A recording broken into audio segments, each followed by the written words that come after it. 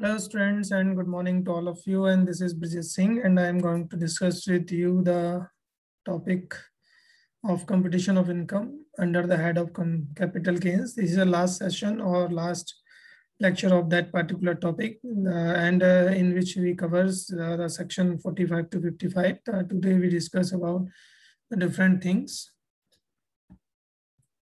So all these things I discussed with you. In my first lecture, all 4 points are discussed, and second is this, third lecture is this, fourth lecture is this, and today we discuss for tax rate of capital gains and exemption from the capital gains. Two things I discussed today with you. So first of all, I discussed with you the tax rate of capital gains for the assessment years 2021, and तो इस type से ही आते हैं. तो short term capital gains जिनको हम कहते हैं STCG, short term capital gains, तो that comes under the section 10 subsection 37. तो टोटली दे आर एग्जम्प्टेड, है ना. तो सेक्शन 111A 15% आपको यहाँ जो है ये लगता है सेक्शन में, और other STCG taxable at the slab rate और द नॉर्मल रेट्स जो भी आपके दिए गए होते हैं उसके हिसाब से फिर जो टैक्स रेट है वो आपको लगते हैं. तो जो भी चीजें सेक्शन 10 सब सेक्शन 37 में आती हैं वो एग्जेम्प्टेड होंगी. जो सेक्शन 111A में आएंगी उन पे 15% होगा. Other ST short term capital gains होंगे उन पे नॉर्मल रेट या स्लेब रेट जो भी दिया गया होगा टैक्स का उसके हिसाब से टैक्स आपका लागू होता है.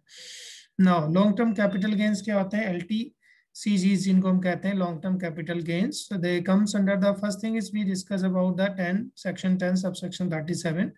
So listed securities other than the units of mutual funds और जीरो कूपन बॉन्ड्स, ठीक है, या अदर LTCGs जो होते हैं लॉन्ग टर्म कैपिटल गेन्स इसमें आते हैं, एग्जेम्प्टेड होते हैं अंडर सेक्शन 10 सब सेक्शन 37 में. 20%. इसके बाद जो लॉन्ग टर्म होते हैं दूसरे 20% विद इंडेक्सेशन. जो इंडेक्सेशन है उसको हमें देखना पड़ेगा, और without indexation it is 10%, which ever is lower. जो भी दोनों में से कम होगा वो यहाँ पर लागू हो जाता है. और अदर्स LTCG होंगे 20% रेट से आपके जितने भी लॉन्ग टर्म कैपिटल गेन्स होंगे उन पर डायरेक्ट 20% रेट से ही टैक्स का डिडक्शन किया जाएगा. ठीक है, तो ये ध्यान रखना है आपको. तो लिस्टेड जो है सिक्योरिटीज है अदर देन द यूनिट या म्यूचुअल फंड या जीरो कूपन बॉन्ड्स है, ठीक है. इसके अलावा जो उन पे क्या है 20% है जिन पे इंडेक्सेशन हम कर सकते हैं विद इंडेक्सेशन. अगर जिनका इंडेक्सेशन नहीं है तो उन पर 10% होगा. ठीक है, अदर पे जितने भी अदर LTCG होंगे उन पर सब पे 20% टैक्स लगेगा. तो this is all about the tax rate of capital gains. Now second point, the exemption from the capital gain. जो भी एग्जम्पशंस हैं वो क्या क्या है? तो they comes under the section 54 to 54H तक ये एग्जम्पशंस आती हैं जिनको हम इसमें डिस्कस करेंगे. तो सेक्शन यहाँ पर दिए गए हैं. ये ऊपर सेक्शन 54 है, फिर सेक्शन 54B है, फिर सेक्शन 54EC है, फिर 54EE है. ठीक है, तो इसमें अलग अलग चीजें हैं. तो 54BA में जो है 54 में ट्रांसफर ऑफ रेजिडेंशियल प्रॉपर्टीज की बात की गई है, और दूसरे में सेक्शन 54B में ट्रांसफर ऑफ एग्रीकल्चरल प्रॉपर्टीज है. सेक्शन 54EC में ट्रांसफर ऑफ LTC है, लॉन्ग टर्म कैपिटल गेन्स है, असेट्स हैं. और यहाँ पर सेक्शन 54EE में investment in units of special funds है. ठीक है, अब इसमें क्या है, असेसी कौन होगा, फिर इंडिविजुअल्स है या HUF है, इंडिविजुअली HUF है, any SSC any SSC. Second thing capital asset transferred है, रेजिडेंशियल हाउस है, और या फिर HUF में अर्बन एग्रीकल्चर लैंड हो सकती है ऊपर, क्योंकि प्रॉपर्टी एग्रीकल्चर प्रॉपर्टी की बात हो रही है. ठीक है, और या land use by the SSC और parent for the agriculture minimum 2 years prior to transfer आपके पास होना चाहिए. लैंड और बिल्डिंग और बहुत फाइनेंस एक्ट 2018 के हिसाब से, और एनी कैपिटल असेट कोई भी SSC होगा तो. फिर नेम ऑफ CA की बात करें तो कैपिटल एसेट कौन सी होंगी, नेचर ऑफ कैपिटल एसेट क्या होगा. तो LTCA हो सकती है लॉन्ग टर्म कैपिटल एसेट, या STCA short term capital assets हो सकती है, और या LTCA हो सकती है, LTCA हो सकता है. और अब इसमें न्यू एसेट्स हो सकती हैं. चौथी चीज क्या है, न्यू एसेट्स हो सकती हैं. One residential house in India provided that where the amount of the capital gain does not exceed 2 crore rupees. ठीक है, कोई भी रेजिडेंशियल हाउस इंडिया में है जिसका 2 करोड़ से ऊपर की वैल्यू नहीं है, तो दैट SSC में भी एट हिज ऑप्शन परचेज और construct 2 residential houses in India. तो ये आपके ऊपर डिपेंड है कि आप उसको बना सकते हैं या खरीद सकते हैं. Agriculture land any area in India कहीं पर भी हो. LTCA में अगर long term agriculture long term capital asset में जाए तो bonds redeemable after 3 years issued by National Highway Authority of India, Rural Electrification corporation of India है, पावर फाइनेंस कॉर्पोरेशन लिमिटेड है, Indian railway finance corporation limited है, notified bond by CG and with effect of 1st April 2018, investment in ever bonds redeemable after 5 years or max investment in financial and transfer and subsequent financial year in 50 lakhs.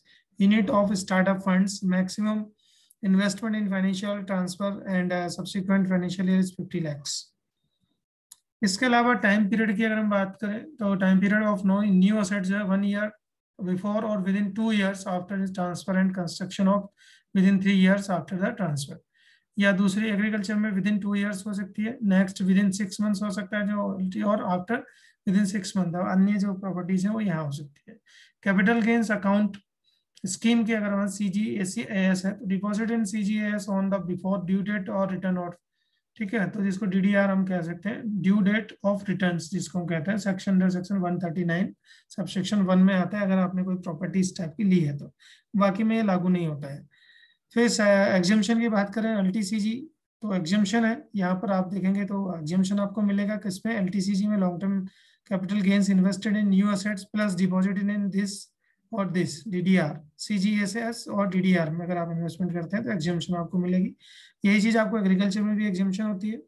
LTCG investment specified bonds up to 6 months of transfer, और LTCG investment in unit starts funds up to the 6 months of transfer. Transfer of new assets की अगर हम बात करें, if new assets transfer within 3 years from the date of purchase और construction, then cost of acquisition of new asset reduced by capital gains exempted earlier. तो agriculture में ये लागू नहीं होगा।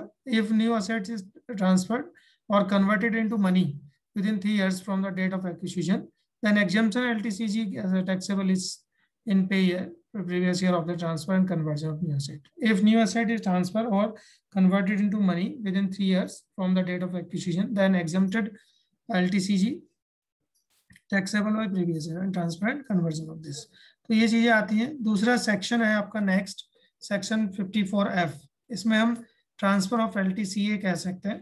तो ट्रांसफर ऑफ LTCA क्या होता है, और दूसरा है 54GB, capital gain on transfer of residential property not to be charge in certain cases, कुछ केसेस में चार्ज नहीं है, up to the 31st March 2021 में तक ये जो है चार्ज नहीं होता है। अब इसमें SSC होगा, इंडिविजुअल हो सकते हैं, और इंडिविजुअल और HUF हो सकते हैं, दो ही होंगे।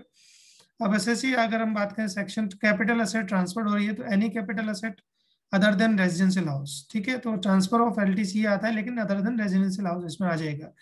इसमें आपका जो होगा capital gain transfer of residential properties होगी, हाउस और प्लॉट ऑफ लैंड कोई भी हो सकता है, या तो हाउस होगा या लैंड होगा आपका। नेचर ऑफ कैपिटल एसेट होगी, यहाँ पर देखें तो LTCA होगा या LTCA होगा, ठीक है, long term capital asset, long term capital दोनों की यही बात होगी। इसमें जो शॉर्ट टर्म है STCA नहीं होता है। New asset and time period की बात करें, परचेज 1 year बिफोर और within 2 years after transfer या construction, within 3 years after transfer of 1 residential house in India, ठीक है, कम से कम 3 साल या 2 साल का आपको पीरियड इसमें लेना पड़ेगा। परचेज करने के 1 साल बाद से पहले अगर आप बेचते हैं, या विद इन 2 year आप ट्रांसफर कर सकते हैं। तो इसके LTCA subscription in equity shares of any eligible company और company which has within 1 year from the date of subscription, ठीक है, जो भी सब्सक्राइब कर रहे हैं आप शेयर्स को, तो वो न्यू एसेट या utilise is amount for the purchase of new asset होती है। Eligible company means Indian company incorporated within 1st April of capital gain up to due date of return, DDR, due date of return under section 139 sub section 1 में जाता है। Engage in eligible business की अगर बात करें तो जो particular business उसमें इंगेज होना चाहिए। Company in which the SSC has more than 25% of share and company qualify to be an eligible startup. New asset means new plant, new machinery, but does not include the production and manufacturing, जो इसमें देखें, before its installation by the use of any other persons and installed in any plant and machinery, इसमें direct नहीं कह सकते, but जो plant and machinery है वो इंक्लूड नहीं है। New means plant and new machinery होगी, पुरानी को हम इसमें इंगेज नहीं करते हैं। इस तरह की चीजें यहाँ आएंगी। इसके अलावा जो CGA कैपिटल गेन्स जो है अवेलेबल होगा इसमें भी। एग्जेम्पशन अगर हम बात करें तो एग्जेम्पशन आपको मिलेगी, but LTCG into cost of new asset plus amount deposit in CGS divided by जो है आपको नेट कंसिडरेशन आपका मिल जाएगा। इसी टाइप से LTCG into cost of new asset plus amount deposited in CGS upon net consideration अगर आप करेंगे तो ये आपको कैलकुलेट करके मिल जाएगा। ठीक है, तो आपको जो एग्जेम्पशन है वो आपको यहाँ पर दिख जाएगी कितनी एग्जेम्पशन आपको मिलने वाली है। इसके अलावा ट्रांसफर ऑफ न्यू एसेट है। इफ न्यू एसेट ट्रांसफर होती है within 3 years from the date of purchase. ठीक है, कोई भी एसेट आपने खरीदी फिर 3 साल के अंदर आप उसको परचेज करके बेच रहे हैं, then exemption capital gains taxable. जो भी एग्जम्पशन है वो टैक्सेबल हो जाएगी प्रीवियस ईयर में ट्रांसफर ऑफ न्यू एसेट। ठीक है, 3 साल के अंदर आप करते हैं तो एग्जम्प्टेड नहीं मिलेगी। If equity share or new assets within 5 years from the date of purchase or construction, exempted capital gains taxable। ठीक है, अगर कोई भी न्यू इक्विटी शेयर है या न्यू एसेट आपने खरीदी है 5 साल तक आपको रखना पड़ेगा, होल्ड करना पड़ेगा। 5 साल के बाद अगर नहीं है तो वो भी इस पर जितनी भी एग्जाम्पशन आपने ली है वो आपको कैपिटल जो है फिर टैक्सेबल हो जाती है। तो provided that in case of new asset being computer और computer software acquired by an eligible startups and look in a period will be 3 years। उसके बाद सेक्शन 54D है, compulsory acquisition of land and building है। 54G है, transfer under the shifting of industrial undertaking. 54GA transfer of industrial undertaking SEZs। ठीक है, special economic zone है। तो अलग अलग चीजें SSC है यहाँ पर, NESSC कोई भी हो सकता है। कैपिटल एसेट ट्रांसफर तो compulsory acquisition of land and building है यहाँ पर, use for the industrial undertaking in the any area. ठीक है, वही सारी चीजें हैं। अब ये 54G में अगर बात करें तो ये अर्बन एरियाज में बात हो रही है, और 54GA यहाँ पर है तो ये 54GA में भी industrial undertaking in urban areas की बात हो रही है, बट यहाँ पर प्लांट एंड मशीनरी है और यहाँ पर केवल compulsory acquisition of land and building की बात है। नेचर ऑफ कैपिटल एसेट की बात है तो यहाँ पर STCA है, यानी कि शॉर्ट टर्म कैपिटल एसेट भी हो सकती है या लॉन्ग टर्म कैपिटल एसेट भी हो सकती है, तीनों कंडीशन में इसी टाइप का होगा। कंडीशंस है, used by SSC for business for 2 years immediately prior to date of acquisition. जब आपने लिया है उसको एक्वायर किया है उसके विद इन 2 years तक आपको लेना है। Above undertaking shifted in areas, और above undertaking shifted in rural areas. अगर आप रूरल एरियाज में ले आ रहे हैं इसको तो 2 साल के अंदर आपको इसको देखना पड़ेगा। अबव अंडरटेकिंग SEZ से भी ये भी वही कंडीशन आएगी। न्यू एसेट और टाइम पीरियड की बात करें तो with in 3 years after transfer आपको कम से कम इसमें new asset purchase of construction other than building, 1 year before or within 3 years of transfer, purchase plant machinery, purchase construction land including expenses जो भी है इसमें, 1 year before or within 3 years of transfer, purchase and plant machinery, purchase construction land including expenses और other जो भी है। Treatment of utilisation of capital gains की बात करें तो as it is same in the section 54 जो भी है वो भी सब यहाँ पर 54 है। एग्जाम्पशन भी सेक्शन 54 के हिसाब से आपको तीनों में मिल जाएगी। ट्रांसफर ऑफ न्यू एसेट्स का जो रूल है वो भी सेक्शन 54 के अकॉर्डिंग जो हमने डिस्कस किया है वो आपको यहाँ पर मिल जाएगा। तो जैसे कि यहाँ पर ये सेक्शन 54 है आपका, ये तो 54 के सेक्शन में एग्जाम्पशन आपको दी है। तो LTC है invested plus new asset plus deposited in CGA और अप टू DDR जो भी है वो कंडीशन आपके यहाँ लागू हो जाएगी, और इन कंडीशंस के हिसाब से ही वहां पर भी एग्जाम्पशन आपको मिल जाएगी। ठीक है, now the common point for the all exemption, ये सभी एग्जाम्पशन के लिए कॉमन पॉइंट्स हैं। पहले पॉइंट है आपका non utilization of balance in capital gains account scheme. तो जो भी कैपिटल गेन्स अकाउंट स्कीम है उसमें amount deposited not utilize only और partly for the specified purpose by specified time. अगर आप जो भी डिपॉजिटेड अमाउंट है वो स्पेसिफाइड पर्पज या टाइम में अगर आप यूज नहीं करते हैं तो वो कैपिटल गेन स्कीम में आपको उसका कोई बेनिफिट नहीं मिलेगा। Exemption claim under utilise amount is taxable. जो भी एग्जाम्पशन क्लेम आपने की है वो यूटिलाइज अमाउंट की इज टैक्सेबल, वो टैक्सेबल हो जाएगा प्रीवियस ईयर में which is specified time expired. ठीक है, तो इसलिए जो है अगर आप उसको यूज नहीं करते हैं या उसको उसी तरीके से नहीं दिखाते हैं तो पार्टली या रोली अगर आप बेचते हैं या जो भी करते हैं तो आपका जो टैक्सेबिलिटी है वो बन जाएगी। फिर सेक्शन 54H क्या कहता है? 54H जो है extension of time for acquiring of new asset. ठीक है, जो एक्सटेंशन टाइम एक्वायर जो भी आपने एक्सटेंशन करना है टाइम का तो यहाँ पर हो सकता है whether transfer of capital asset is buying compulsory acquisition under any law, time limit for acquiring new asset for the depositing CGAS shall be and computed from date of receipt of compensation and not from the date of compulsory acquisition। ठीक है, तो compensation जो है वो आपको मिलेगा, वो compulsory acquisition आपको नहीं मिलेगा। तो ये चीजें आपको ध्यान रखनी पड़ेंगी। तो this is a common point for all exemption. So we have take the some question examples like this. Mr. X sold residential house on 15 December 2019 for the consideration of 41 lakh, and transfer expenses incurred amount is 1 lakh rupees, and said a residential house was purchased for the previous year, first फरवरी में आपने इसको खरीदा है 1 lakh rupees FM and 3,60,000 इसका जो है fair market value, and compute the capital gain for assessment year 2021. तो पहला केस क्या है इसका कि उसने 41 लाख 41 लाख में प्रॉपर्टी खरीदी है, इसमें 1 लाख रुपए उसका खर्च हुआ है, ठीक है। He invested rupees 20 lakh and for purchase of new residential house and no further investment was made. तो LTCG है, तो यहाँ पर हम देखेंगे तो उसने 20 लाख रुपए परचेज किए थे, इन्वेस्ट किए थे इसमें परचेज करने पर, 41 लाख रुपीज की जो उसने प्रॉपर्टी को बेच दिया था, ठीक है। तो माइनस 40 हो जाएगा, 1 लाख रुपीज आपने उसमें खर्च किया है, प्लस इसका जो इंडेक्सेशन है वो 289/100 हमने किया, तो 37,11,100,000 जो है, जो आपका इसकी वैल्यू है वो लॉन्ग टर्म कैपिटल गेन की निकल गई। एग्जेम्पशन अंडर सेक्शन 54 अगर हम बात करें तो 20 लाख जो है वो एग्जेम्पशन होगी। टैक्सेबल जो होगा वो 37,11,000 माइनस 20 लाख होगा, यानी कि 17,11,000 रुपए आपकी टैक्सेबल इनकम बन जाएगी। तो ये आपको देखना पड़ेगा कितना इन्वेस्टमेंट किया है, कितने पे आपने जो है डिफरेंस है। सेकंड केस क्या है उसका, he invested ₹20 lakh for the purchase of new resident on 15 April को उसने जो है इन्वेस्ट किया था 20 में। He also deposited 5 lakh rupees on this date 31 July 2020 and 2,08,000 on 1st August 2020, and CGAS return is filed 5/8/2020, due date of return is this। तो exemption जो है अंडर सेक्शन 54 जो है 20 लाख प्लस 5 लाख होगी, यानी 25 लाख का एग्जेम्पशन उसको मिल जाएगा। 20 लाख का उसने इन्वेस्ट किया और 5 लाख रुपए उसने फिर से इन्वेस्ट किया, तो कुल मिला के 25 लाख का जो है एग्जेम्पशन उसको मिल जाएगी। टैक्सेबिलिटी की बात करें तो यहाँ पर 37,11,000 में से 25 लाख रुपए माइनस किए तो 12,11,000 रुपए पे टैक्सेबिलिटी आपकी बनेगी, ठीक है। तो इस तरीके से जो क्वेश्चन है वो यहाँ पर हम देख सकते हैं, ठीक है। इसी टाइप से यहाँ पर ये एग्रीकल्चर का दिया हुआ है। Mr. A has 3 agricultural land as follows. First agricultural land, this land is situated in rural areas, was purchased for rupees 2 lakh in 2005 and it was sold in rupees 6 lakh in 2019. Second agricultural land, this land is situated in urban areas, was compulsory acquired by the government on 15 December 2017. The compensation of rupees 10 lakh was received by him on the 19th year and purchase of rupees 2 lakh on the 2008.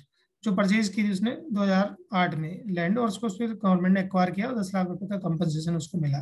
तीसरी agriculture land है situated in urban area, was sold off rupees 20 lakh, 20 lakh की उसने बेच दी है, और land was purchase for rupees 1 lakh only in the year of 2008, 7 और 8 में उसने खरीदा था, 20 में जाकर उसको बेचा है।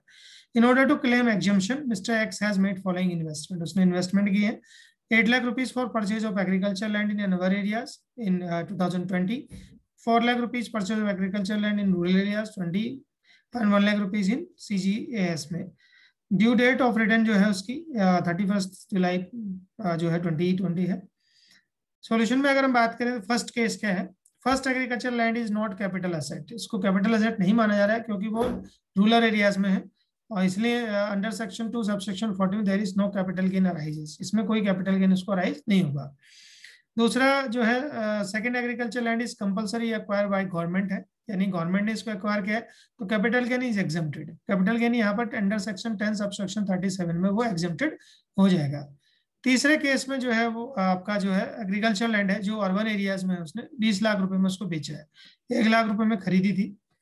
तो यहाँ पर थर्ड एग्रीकल्चर लैंड जो है 20 लाख माइनस 1 लाख आप करेंगे और मल्टीप्लाई बाय इंडेक्सेशन रेट 289, उस ईयर में देखेंगे क्या होगा, और फिर उसका बेस ईयर जो होगा 2001 हुआ 129 अगर है तो उसको देखेंगे। उसका खरीदा क्या है 2007-8 में, तो उसका जो बेस है इंडेक्सेशन है 129, तो कुल मिलाकर हमारे पास 17,75,000 रुपए 969 रुपए का जो है आपका लॉन्ग टर्म कैपिटल गेन बना। एग्जेम्पशन की बात करें तो यहाँ पर 54B में 8 लाख प्लस 4 लाख प्लस 1 लाख उसने 3 जगह इन्वेस्टमेंट किया है, तो 13 लाख रुपए का एग्जेम्पशन उसको मिल जाएगा। टैक्सेबिलिटी 1775 में से 13 लाख रहने 4,75,969 रुपए आपका टैक्सेबिलिटी बनेगी। तो इस तरीके से जो क्वेश्चन है वो हम यहाँ पर ये शॉर्ट क्वेश्चंस कर सकते हैं, इस टाइप के क्वेश्चन आपको मिल सकते हैं। So thank you very much, this is the last lecture for the computation of capitals, computation of income from the capital gains. Thank you very much.